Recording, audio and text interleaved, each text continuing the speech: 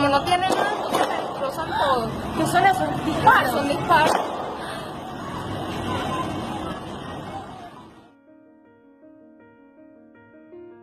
Venezuela has a huge problem of hunger right now because there is not enough food here.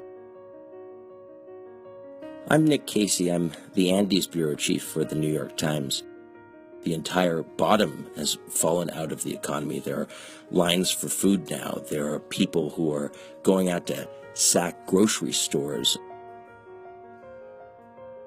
There's a lot of reasons that this is happening right now. Venezuela has the biggest oil reserves in the world, and because of that, its entire economy has been based on exporting oil.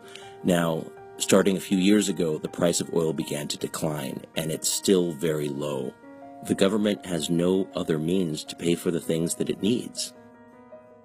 Another reason economists will tell you that Venezuela is in such a tragic position right now is because many basic foods in Venezuela have a set price by the government. And in some cases, the price of selling food actually became lower than what the cost was to make it. What happened was that many people stopped making some foods in Venezuela. We went out to a place called Cumaná.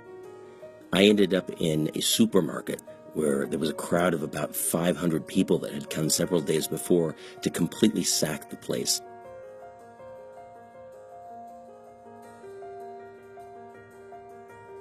And now this is where you start to see how the lack of food is starting to turn Venezuelans against one another. The Chinese own a lot of the stores in Venezuela, and many people see them as the source of the trouble. They're beginning to scapegoat Chinese people, saying that they're the reason that they don't have food. There's a growing effort right now to recall by a referendum President Nicolas Maduro.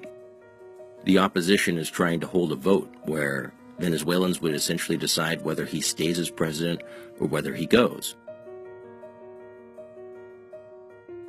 It's not clear what's going to happen. You can't really predict. The only thing that you can say with any certainty right now is that this is going to be a very, very difficult year for Venezuelans, one of the worst that they've seen.